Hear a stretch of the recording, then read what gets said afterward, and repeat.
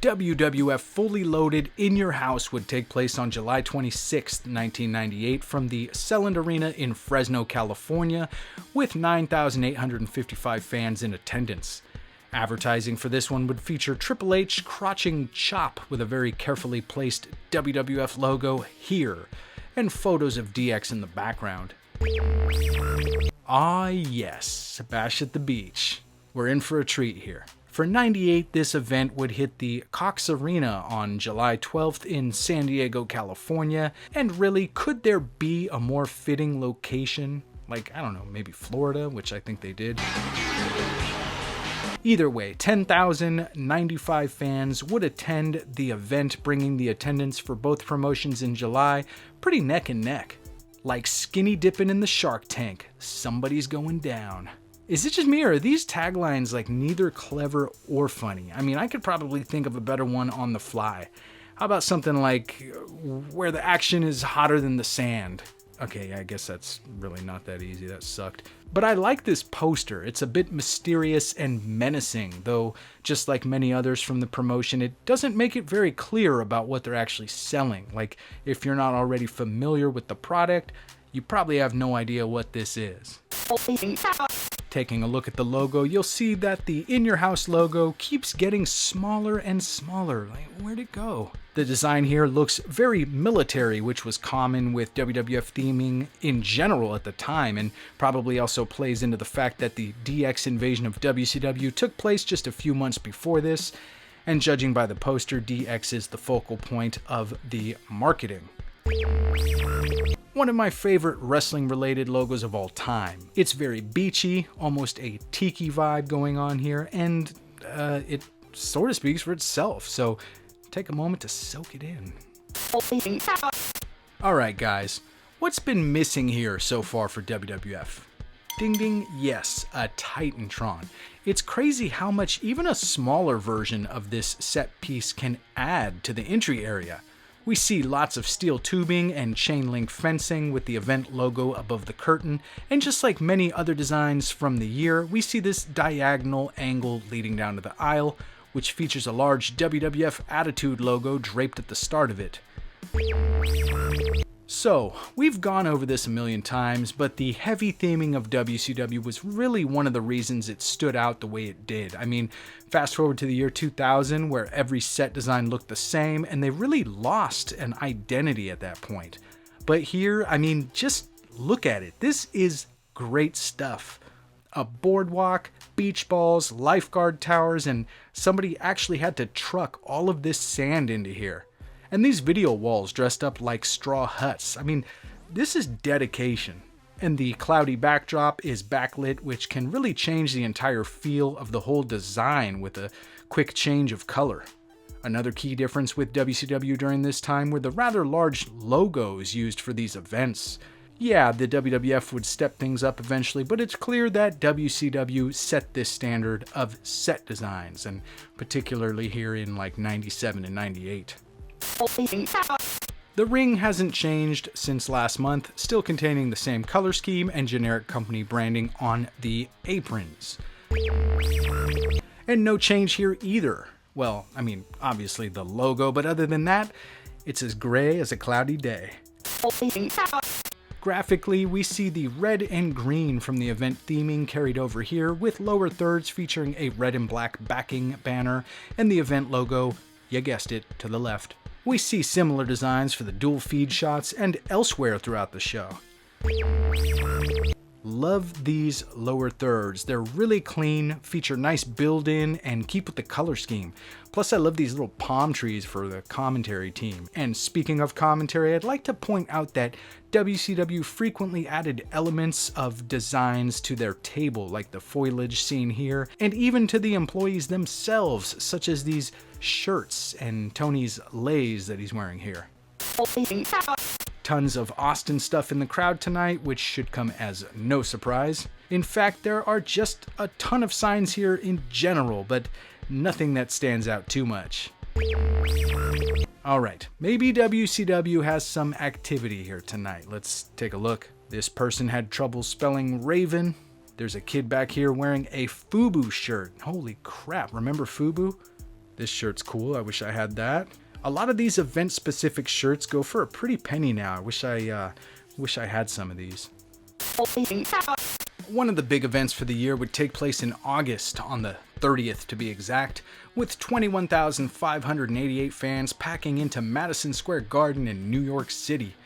And this has got to be one of the coolest promo posters I've ever seen in the history of wrestling, with Austin and Taker battling it out as giants, tearing apart NYC in the process.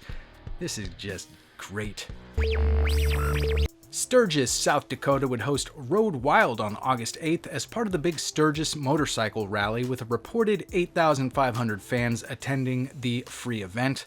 I'm not sure if that number is accurate or not, as it was not ticketed, so yeah. Road fast, road hard, no one knows where the road goes. Okay, again, who the hell is writing these? The promotional material features a first-person perspective of riding a motorcycle towards some sort of explosion or something. It's interesting. SummerSlam had retained the same basic logo design since its inception, but here it is all new for 1998. We see this design complete with the tagline, Highway to Hell, which was also the theme song for this event. WCW's logo game is just on point here in 98. Love the font, love the color scheme, the tailpipes spitting out flames. It's really just, the whole thing is cool. MSG had been known for the smaller entrance areas and aisles for many years at this point, and that trademark hardcam angle that faces the entry.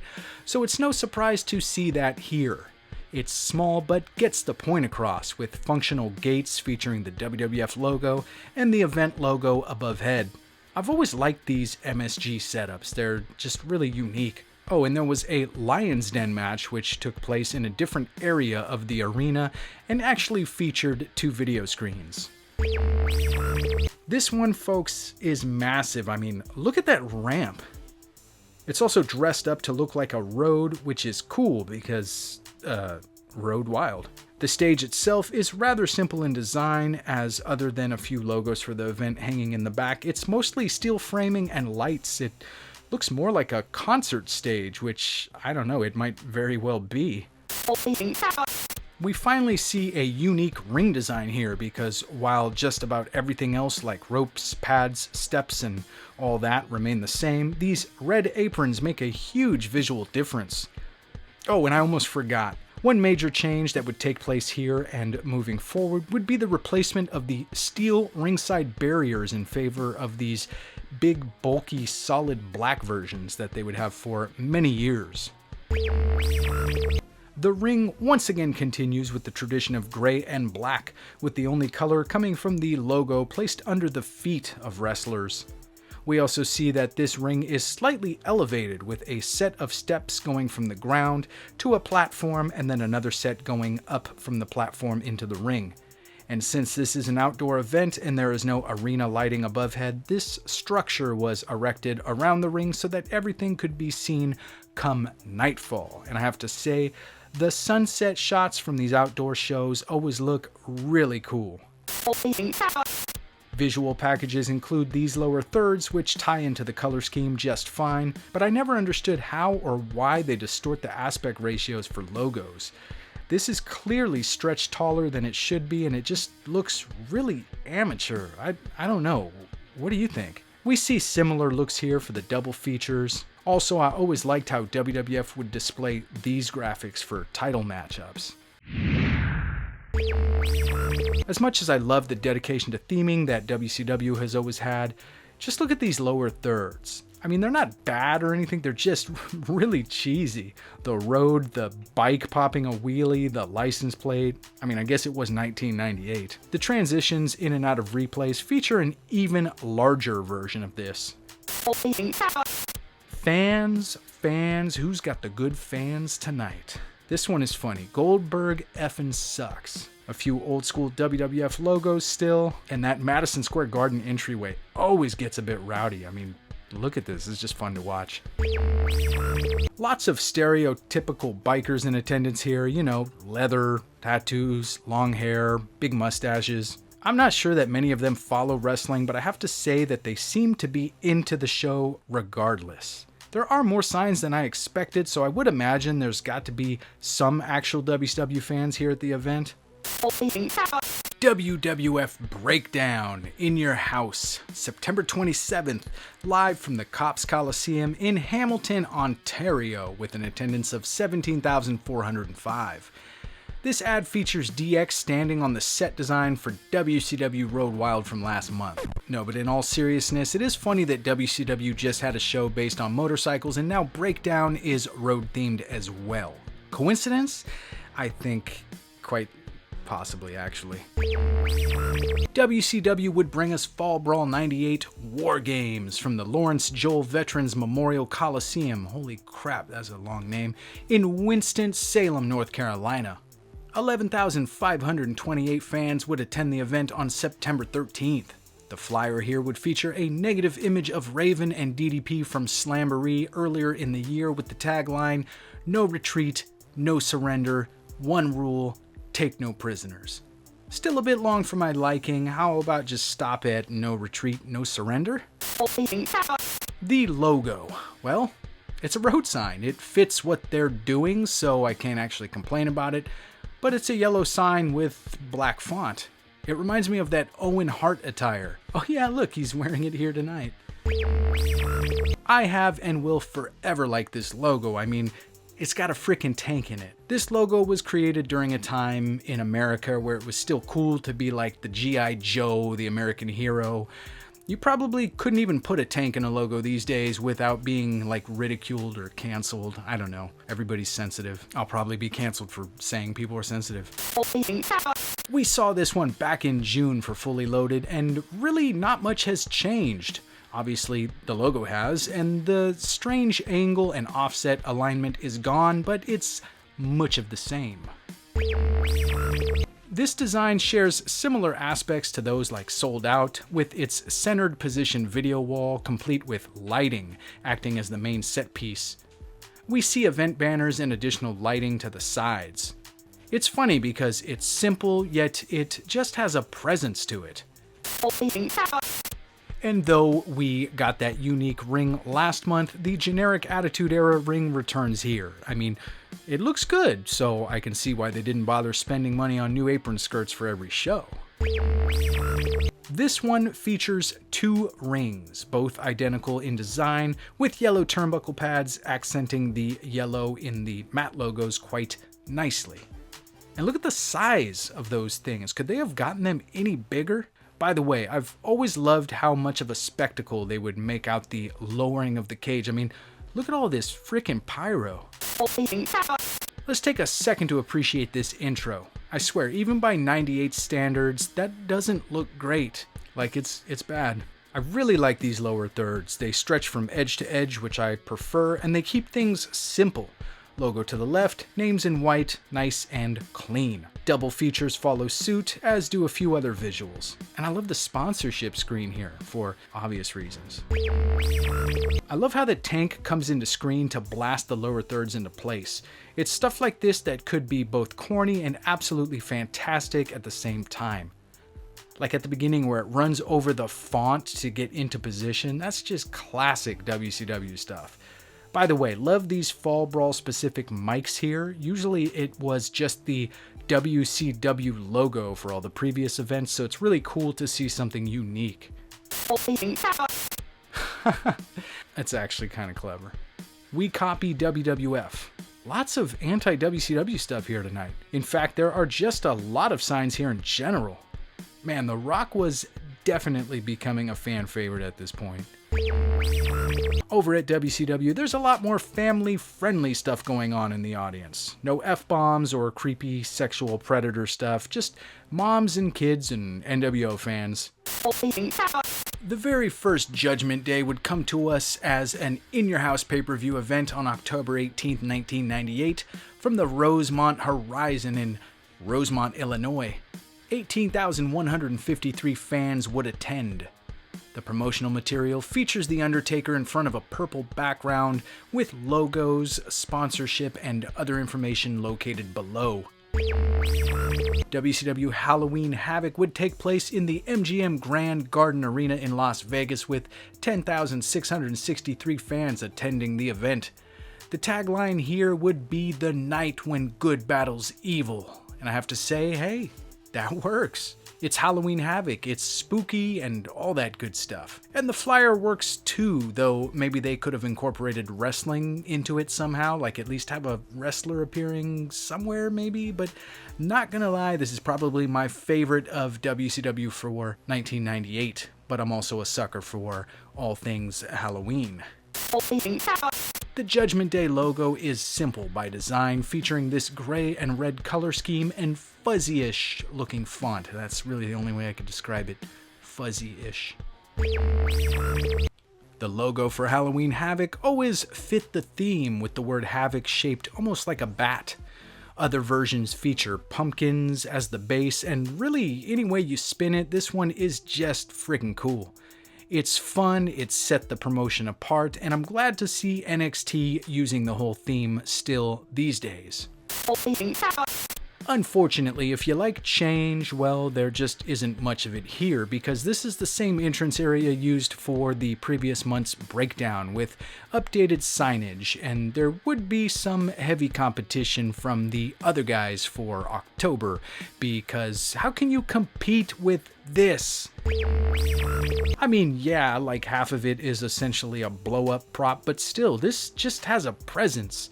From the graves to the lightning effects and the dual video walls, this is just one hell of a set design, and one of my favorites in the history of the promotion and just wrestling in general. And at the ring for WWF, well, that hasn't changed either. And much of the same for WCW, though here we at least see unique logos, but everything else is as we've seen it so far for 98. I love these corny animations, like how this WWF branded rocket is being launched, sort of so bad it's good type of thing. These lower thirds feature purple theming, which, while not included in the promotional logo, was seen in the background of the promotional poster. And this is seen for other screen graphics as well. I like how the lower thirds for Halloween Havoc sort of creepily float in and out. These smoke or fog transitions are also really cool. And again, another really cool mic here with the event logo. Over at Judgment Day, this guy looks like he just escaped from prison, and I think this kid just realized it. Somebody got their NWO flag in here, which is cool.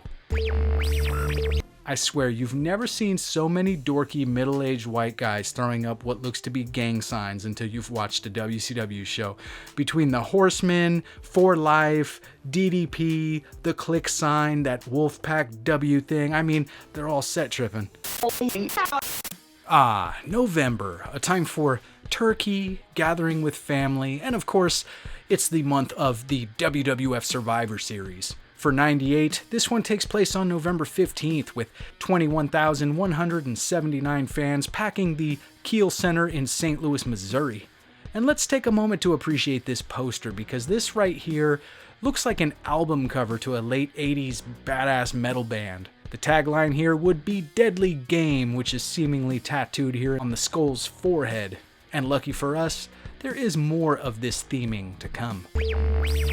WCW World War III would take place on November 22nd at the Palace of Auburn Hills in Auburn Hills, Michigan, with 17,670 fans attending. I'll always remember this venue for the Malice at the Palace incident that took place in 2004. And hey, look at this promotional material. It has wrestlers on it. Quite a few, actually, and a tagline that really sums things up perfectly. 60 men, 3 rings, 1 survivor.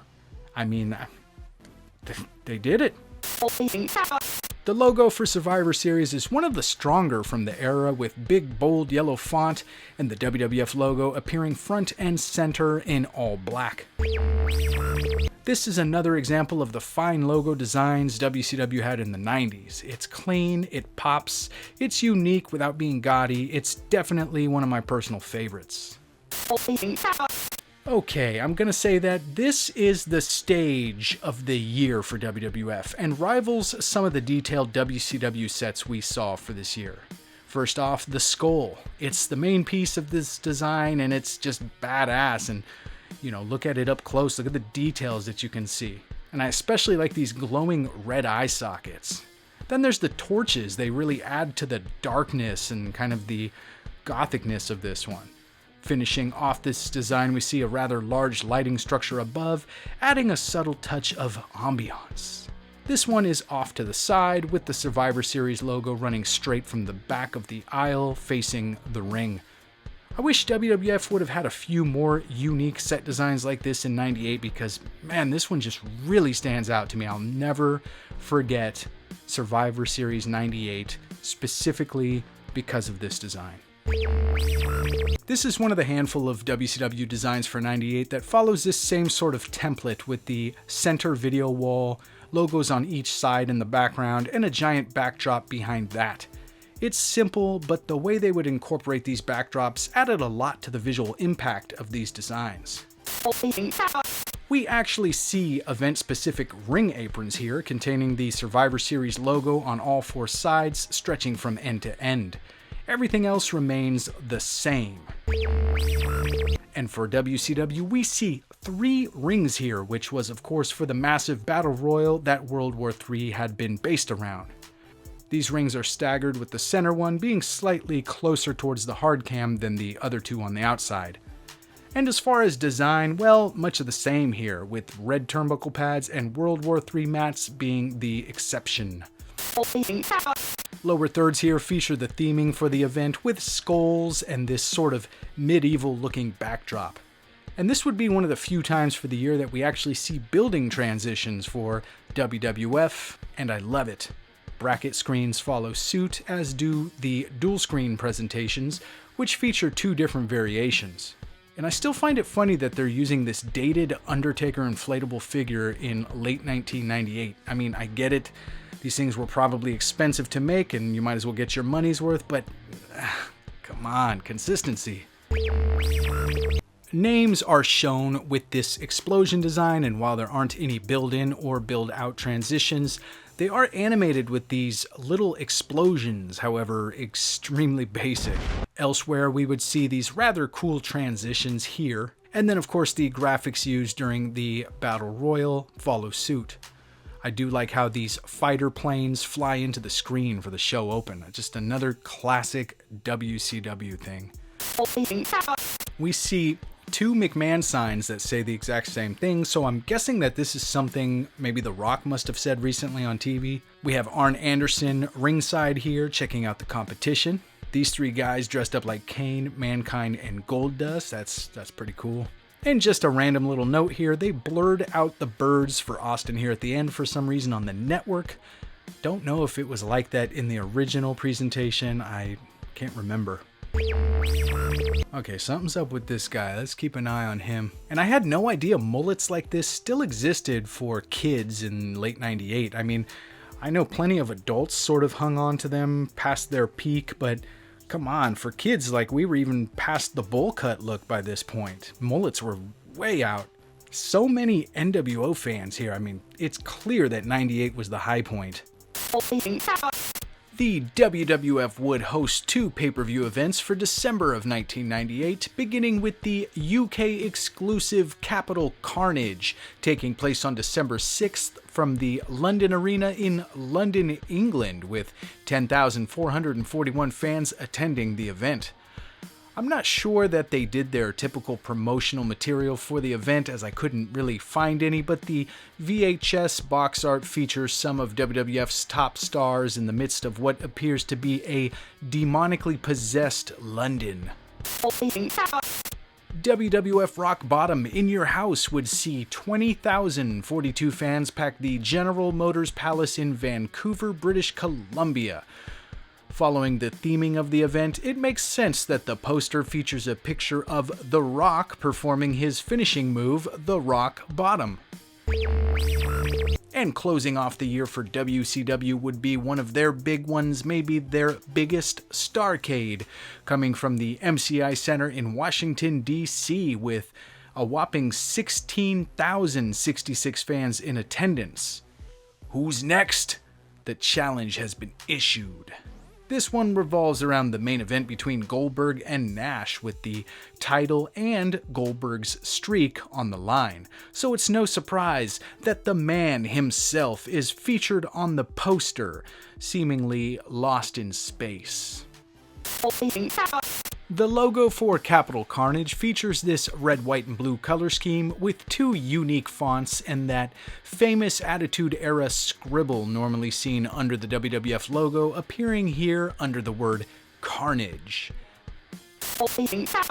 The Rock Bottom logo features a blocky red font with the teeniest little in-your-house logo in white. Look how cute that thing is. Oh, and this one is brought to us by Glover. Just gonna say, seriously underrated platformer. The Starrcade logo is special in my opinion. There's a lot of history behind the event, and the logo has this very traditional design to it that has evolved through the years up to this point. This would be the first and only year that it would feature the NWO logo. The stage for Capital Carnage sort of looks like the Raw is War stage on a budget. The same general look is here, with smaller versions of everything, smaller Titantron, smaller stage, but with that being said, it's still a rather cool look. This one is rather humorous to see in retrospect. It's essentially just some steel tube framing with two giant banners of The Rock hanging on the left and right, and the event logo in the middle above the entry curtain. There's also a giant mound of dirt to the right of the set for the night's Buried Alive match. This stage really stands out to me as this was one of the VHS tapes I had as a kid, and I would watch this like damn near every day at one point. This design would feature the dual video wall that was sort of a WCW staple, mostly in the 95-96 era, with a rather large, centrally located logo hanging from this arch. Everything is surrounded by these old Roman-style columns, which is just a cool look. This one features quite the unique look at the ring area, with the Attitude Era ropes, posts, and steps, mixed with that old 80s blue ringside padding that they dug out of storage, and custom Capital Carnage apron skirts that don't quite match the blue of the padding, so it's just kind of awkward looking. Also, the ring is slightly elevated on a platform, which is unusual, and these ringside barriers are very old and basic looking compared to the steel variation that WWF had been using in the past. I don't think I've ever seen these specific barriers in any other event. We see the commonly used generic Attitude Era ring design return here for Rock Bottom. Too bad we couldn't get pictures of the Rock on the aprons here to match that fancy entrance area. And how could we close out 1998 without another gray ring? This one featuring very little color, with just a few earth tones coming from the Starrcade logo atop the canvas. These lower thirds here are massive. The tip of it is nearly halfway up the screen. A little bit much in my opinion, but at least it fits the theming. We see this design used for other graphics as well. Lots of red here for Rock Bottom, and I can't tell if this is just a random design or if it's supposed to look like a casket to represent the special match type for the night. I'm not sure, maybe I'm stretching my imagination there. But we see this heavily saturated red theming used elsewhere as well. Lower thirds here feature end-to-end banners with white font, the event logo to the left, and swipe transitions featuring a star moving across the screen. We see Starrcade-themed dual feed screens and these cool transitions moving in and out of replays. I do find it a little odd that they played a commercial to order Starrcade during Starrcade. I have to say, the fans here in the UK are absolutely freaking nuts tonight. Signs as far as the eye can see. Cameras shaking from the rumble of the audience. I mean, it's quite the atmosphere. This one is Canada, so I was expecting to see something noteworthy, but mostly just standard stuff here tonight. Okay, WCW, give us something good to close the year out, please. Damn, this kid is intense. I like that Ralphus actually has a lady fan here. Huh? And I like that this kid is set tripping. This guy's got his turtleneck on under his NWO shirt, looking like a frickin' stud. And this guy's got his AOL email address on blast, or somebody's. That's great. Alright, well, that was WCW and WWF for 1998. We took a look at the rings and stages and other visuals, and it's clear to see that WWF wasn't really making these designs a huge priority at the time, though WCW definitely was. I think it's safe to say that WCW pushed WWF to step it up because in the years that followed, WWF would take it to the next level, even surpassing WCW's designs on many occasions. What are your thoughts on 1998? I happen to be partial to the WCW designs, but I'm sure there are plenty that preferred the gritty, more simplistic designs of the WWF, and there's definitely nothing wrong with that. Let me know in the comments section, and of course, like always, I'd like to thank each and every one of you for watching. I'll catch you next time.